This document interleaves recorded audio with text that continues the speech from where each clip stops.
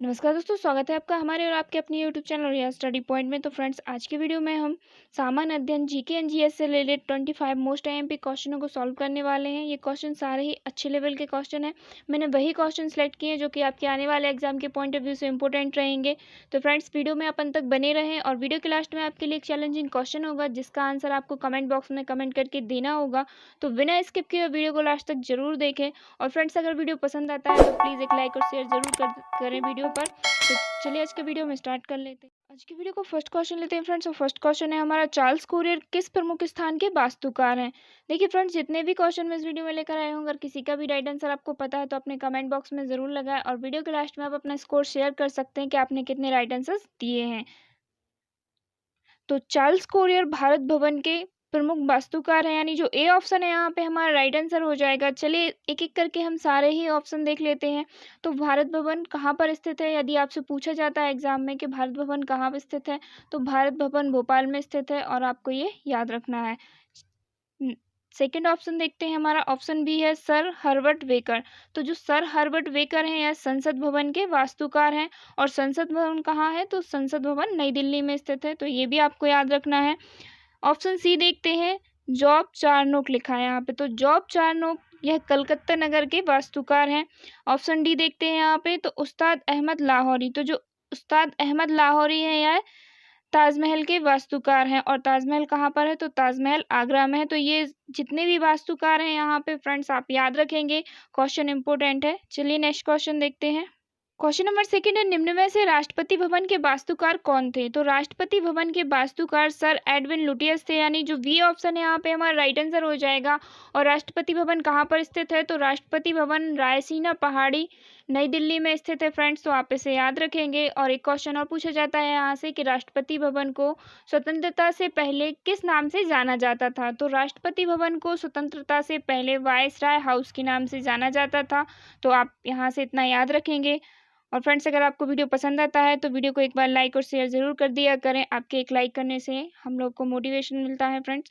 और अगर आप हमारे चैनल पर नए हैं तो चैनल को अभी सब्सक्राइब कर लें, बेल आइकन प्रेस जरूर करें ताकि आपको हमारे लेटेस्ट वीडियो की अपडेट तुरंत मिल सके। तो चलिए नेक्स्ट क्वेश्चन देखते हैं। क्वेश्चन नंबर थर्ड है, अलाउद्दीन खिलजी ने दीवाने रियासत क्यों शुरू की थी। तो अलाउद्दीन खिलजी ने दीवाने रियासत बाजार नियंत्रण के लिए शुरू की थी, यानी जो डी ऑप्शन है यहाँ पे हमारा राइट आंसर हो जाएगा। देखिए फ्रेंड्स, अलाउद्दीन खिलजी को उसके बाजार नियंत्रण के लिए जाना जाता था और बाजार व्यवस्था के लिए ही उसने दीवाने रियासत नामक विभाग शुरू किया था। तो आप इतना याद रखेंगे इस क्वेश्चन से। चलिए नेक्स्ट क्वेश्चन देखते हैं। क्वेश्चन नंबर 4 है, ध्वनि का तारत्व यानी पिच किस पर निर्भर करता है। तो ध्वनि का तारत्व आवृत्ति पर निर्भर करता है, यानी जो ए ऑप्शन है यहाँ पर हमारा राइट आंसर हो जाएगा। और फ्रेंड्स, यहाँ पे तारत्व से रिलेटेड बहुत सारे फैक्ट बनते हैं, जैसे कि तारत्व के कारण ही ध्वनि पतली या मोटी होती है। दूसरा है, तारत्व अधिक होने से ध्वनि पतली होती है। तारत्व के कम होने से ध्वनि मोटी होती है। और एक क्वेश्चन और पूछा जाता है यहाँ से कि पुरुषों की अपेक्षा महिलाओं की ध्वनि जो है यह अधिक पतली क्यों होती है। तो पुरुषों की अपेक्षा महिलाओं में ध्वनि का तारत्व अधिक होता है और इसके ही कारण महिलाओं की ध्वनि पतली होती है। तो फ्रेंड्स, इतने फैक्ट हैं, आप यहाँ से याद रखेंगे। क्वेश्चन नंबर 5 है, कोहिनूर का हीरा किस खदान से प्राप्त हुआ था। इंपॉर्टेंट क्वेश्चन है फ्रेंड्स।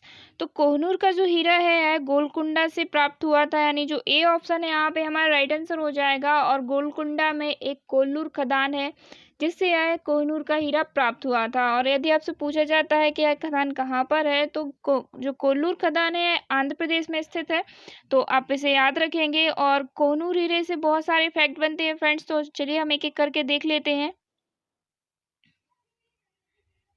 तो जो कोहिनूर का हीरा है यह शाहजहां ने इस हीरे को अपने मयूर सिंहासन, जिसे तख्ते ताऊत कहा जाता है, तो इसमें जड़वाया था। और फारसी शासक नादिर शाह ने 1739 में मयूर सिंहासन के साथ कोहिनूर का हीरा लूट लिया था। और यह हीरा कई मुगल और फारसियों से होता हुआ अंततः ब्रिटिश सरकार के अधिकार में लिया गया। और यदि आपसे पूछा जाता है कि वर्तमान में यह बहुमूल्य हीरा कहाँ पर है, तो वर्तमान में यह बहुमूल्य हीरा लंदन, जो कि ब्रिटेन की राजधानी है, तो लंदन के एक किले में अन्य शाही जवाहरातों के साथ सुरक्षित है। तो इतने फैक्ट है फ्रेंड जो कि आपको कोहिनूर हीरे से रिलेटेड याद रखने हैं और इम्पोर्टेंट क्वेश्चन है फ्रेंड्स, तो आप सारे ही फैक्टों को भी याद रखें। चलिए नेक्स्ट क्वेश्चन देखते हैं। क्वेश्चन नंबर 6 है, भारत में ईवीएम पहली बार किस राज्य में प्रयोग की गई?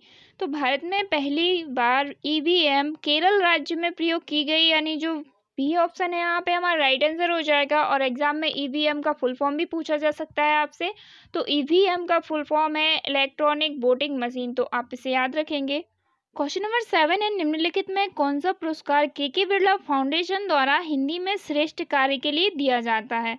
तो यहाँ पे हमारा राइट आंसर हो जाएगा ऑप्शन बी, व्यास सम्मान। जो व्यास सम्मान है यह के बिरला फाउंडेशन द्वारा हिंदी में श्रेष्ठ कार्य के लिए दिया जाता है। देखिए फ्रेंड्स, यहाँ पे थोड़ा कंफ्यूजन वाला क्वेश्चन है। तो जो सरस्वती सम्मान है ये भी के बिरला फाउंडेशन द्वारा दिया जाता है, लेकिन सरस्वती सम्मान 8वीं अनुसूची में वर्णित 22 भाषाओं में प्रकाशित सर्वश्रेष्ठ पुस्तक के लिए दिया जाता है, और जो व्यास सम्मान है यह हिंदी में श्रेष्ठ कार्य के लिए दिया जाता है। तो आप कंफ्यूज बिल्कुल भी ना हो। और बात यहाँ पे व्यास सम्मान की आई है तो इससे रिलेटेड बहुत सारे फैक्ट बनते हैं, हम वो भी देख लेते हैं। तो जो व्यास सम्मान है इसकी शुरुआत 1991 में हुई थी, और यह सम्मान हिंदी में श्रेष्ठ कार्य के लिए दिया जाता है। व्यास सम्मान ज्ञानपीठ पुरस्कार के बाद दूसरा सबसे बड़ा साहित्यिक सम्मान है, और यह सम्मान के बिरला फाउंडेशन द्वारा हर साल दिया जाता है। तो इतने फैक्ट हैं फ्रेंड्स, आपको याद रखने हैं। और एक क्वेश्चन और पूछा जाता है यहाँ से कि पहला व्यास सम्मान कब और किसे मिला था?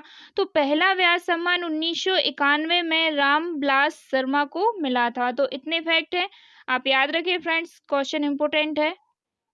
क्वेश्चन नंबर 8 है, भारत का पहला न्यूट्रॉन रिएक्टर कौन सा है? तो भारत का पहला न्यूट्रॉन रिएक्टर कामिनी है, यानी जो ए ऑप्शन है यहाँ पे हमारा राइट आंसर हो जाएगा। और जो कामिनी है यह चेन्नई में स्थित है, और इसकी स्थापना हुई थी 1988 में, तो ये आप याद रखेंगे। और यदि आपसे पूछा जाता है कि भारत का पहला परमाणु रिएक्टर कौन सा है, तो भारत का पहला परमाणु रिएक्टर अप्सरा है, जो कि कानपुर में स्थित है, और इसकी स्थापना हुई थी 1956 में। तो यहाँ से आपके दो क्वेश्चन हैं जो कि क्लियर होते हैं। यदि आपसे भारत का पहला न्यूट्रॉन रिएक्टर पूछा जाता है तो वह कामिनी है, और भारत का पहला परमाणु रिएक्टर पूछा जाता है तो वह अप्सरा है। तो फ्रेंड्स, इन दोनों क्वेश्चनों को आप याद रखेंगे। क्वेश्चन नंबर 9 है, निम्नलिखित में से कांग्रेस के किस अधिवेशन में कांग्रेस का विभाजन दो भागों में हुआ था? तो कांग्रेस का विभाजन दो भागों में सूरत अधिवेशन में हुआ था, यानी जो ए ऑप्शन है यहाँ पे हमारा राइट आंसर हो जाएगा। और यह अधिवेशन 1907 में, कब? यह अधिवेशन 1907 में सूरत में हुआ था। और पूछा जाता है आपसे कि जो सूरत अधिवेशन है इसकी अध्यक्षता किसने की थी? तो सूरत अधिवेशन की अध्यक्षता रास बिहारी बोस ने की थी। तो इम्पोर्टेंट क्वेश्चन है फ्रेंड्स, आपको याद रखना है यहाँ से। क्वेश्चन नंबर 10 है, गुप्त काल में हलदंड या हलिफ क्या था? तो जो हलिफ है यह एक प्रकार का कर था, यानी जो ए ऑप्शन है हमारा राइट आंसर हो जाएगा। देखिए फ्रेंड्स, हलदंड एक प्रकार का कर था जो कि हल पर लगता था और शर्करा नील बनाने वालों पर लगता था। तो आप इसे याद रखेंगे। और यहाँ पे आप एक शब्द देख पा रहे हैं, गुप्त काल। तो गुप्त काल को ही भारतीय इतिहास का स्वर्ण काल कहते थे। तो आप इतना याद रखेंगे इस क्वेश्चन से। क्वेश्चन नंबर 11 है, असम में स्थित बराक घाटी किसके लिए प्रसिद्ध है? तो जो बराक घाटी है चाय की खेती के लिए प्रसिद्ध है, यानी जो वी ऑप्शन है हमारा राइट आंसर हो जाएगा। और बराक घाटी असम के दक्षिण में स्थित है, और इस घाटी का नाम बराक नदी पर रखा गया। तो आप इसे याद रखेंगे। और भारत में सबसे ज्यादा चाय का उत्पादन असम राज्य में होता है। कहाँ पर? चाय का सबसे ज्यादा उत्पादन असम राज्य में होता है। कुल चाय का 52% उत्पादन, कितना? कुल चाय का 52% उत्पादन असम राज्य में होता है। तो आप इसे याद रखेंगे। क्वेश्चन नंबर 12 है, किस शहर को टाइगर गेटवे ऑफ इंडिया कहा जाता है? तो tiger gateway of India Nagpur शहर को कहा जाता है, यानी बी ऑप्शन यहाँ पे हमारा राइट आंसर हो जाएगा। और बात यहाँ पे नागपुर की आई है तो नागपुर को ऑरेंज सिटी या नारंगी नगर भी कहते हैं। तो आप इसे याद रखेंगे फ्रेंड्स। क्वेश्चन नंबर 13 है, एईसी का पूरा नाम क्या है? यहाँ पे हमें एईसी का फुल फॉर्म बताना है फ्रेंड्स। तो एईसी का फुल फॉर्म है ऑटोमेटिक एनर्जी कमीशन, यानी जो सी ऑप्शन है यहाँ पे हमारा राइट आंसर हो जाएगा। और इसको हिंदी में परमाणु ऊर्जा आयोग कहते हैं।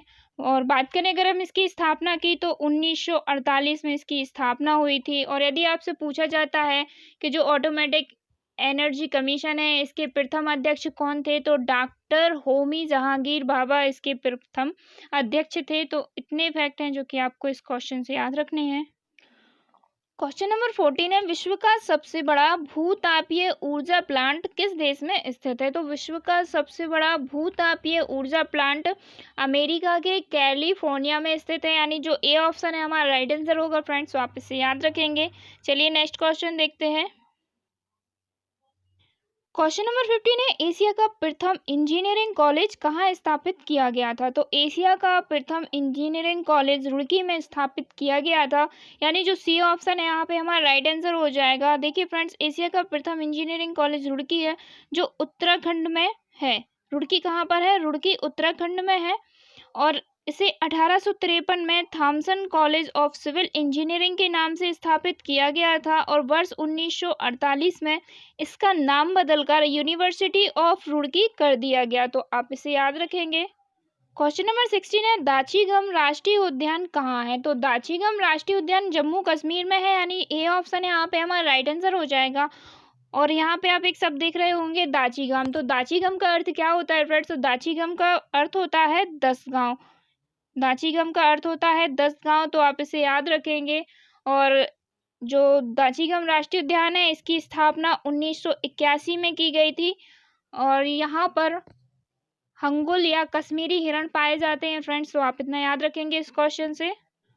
क्वेश्चन नंबर 17 है, नेपोलियन यूनानी शब्द है जिसका अर्थ है? तो नेपोलियन यूनानी शब्द का अर्थ है घाटी का शेर, यानी जो बी ऑप्शन है यहाँ पे हमारा राइट आंसर हो जाएगा।